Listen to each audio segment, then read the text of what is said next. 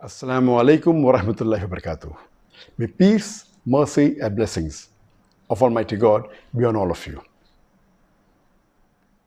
In the last 24 hours, I and my PR have been approached by scores of journalists and media houses regarding the statement made by Sheikh Yasir Qadhi, a renowned Daik from USA, on his social media accounts regarding myself, whether these statements are true or not. 3.5 months before, the Indian officials, they approached me for a private meeting with a representative from the Indian government. And when he came to Putrajaya in the 4th week of September 2019 to meet me, he said that he is coming after personally meeting and under the direct instructions of the Prime Minister of India, Narendra Modi, and the Home Minister of India, Amit Shah. And he said that he wanted to remove the misconceptions and the miscommunication that is there between myself and the Indian government, and he wants to provide me a safe passage to India.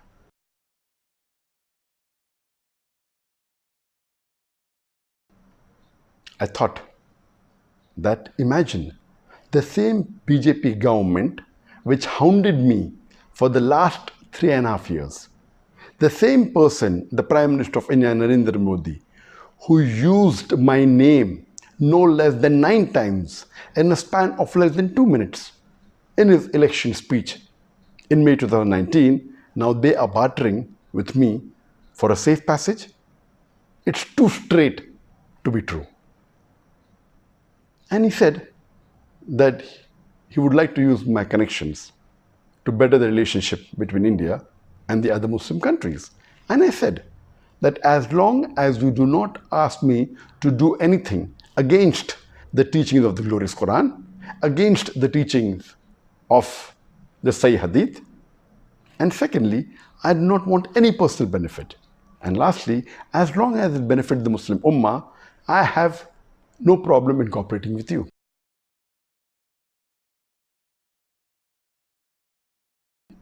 And the meeting lasted for several hours. And then he told me that he wanted me to support the BJP government when they revoked Article 370 in Kashmir. And I flatly refused. I said, according to me, revoking Article 370 in Kashmir is unconstitutional and it is taking away the rights of the people of Kashmir. I cannot support an act of injustice, and neither can I betray the people of Kashmir. And when he realized that I will not support any act of injustice, he said that he has no problem even if I speak against any agencies of India, whether it be the NIA, whether it be the ED, whether it be the police, but I should not specifically speak against the BJP government and against Narendra Modi. And I told him that according to me, the NIA, the ED, they are not to blame. They are just following their political bosses and they're being forced to do what they're doing. And I'm not here to speak against any government. I'm a Dai who's spreading the message of Islam. As long as they do not do injustice to the human beings and to Muslims, why should I speak against them?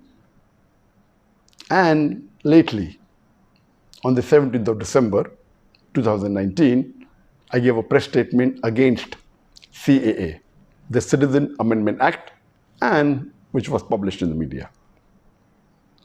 When I heard statements and I saw on the video statements of many Muslim leaders in India when they are openly and completely supporting the BJP government when they revoked Article 370 in Kashmir, I thought to myself, how can a Muslim who has the basic knowledge of Islam do this?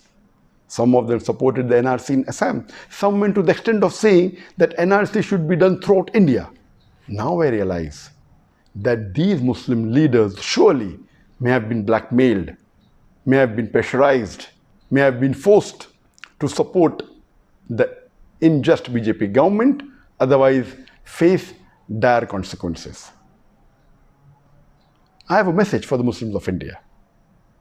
It is noble to speak against injustice. But if you fear a backlash and you're afraid, the least you can do is keep quiet. But supporting an unjust act is un-Islamic. You are bartering your seat in Jannah for your security in dunya.